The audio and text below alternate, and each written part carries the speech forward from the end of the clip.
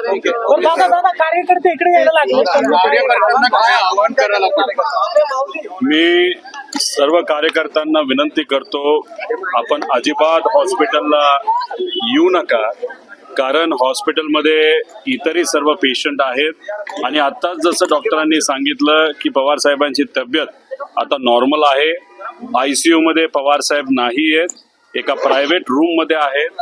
आत्ताच त्यांच्याशी मी स्वतः चर्चा करून आलेलो आहे. त्यामुळे कुठेही काही घाबरण्यासारखं, टेन्शन घेण्यासारखं अजिबात नाही.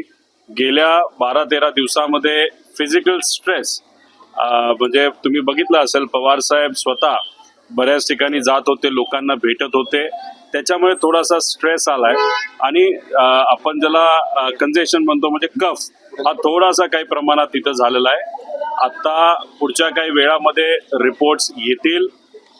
माझ्या अंदाजाने इथंच 1-2 दिवस ठेवलं जाईल आणि गाडीलीच त्यांच्या प्रायव्हेट गाडीली मुंबईला साहेबांना त्या ठिकाणी नेलं जाईल. त्यामुळे कृपा करून इतर पेशंटच्या हितासाठी इथं कुणीही गर्दी करू नये.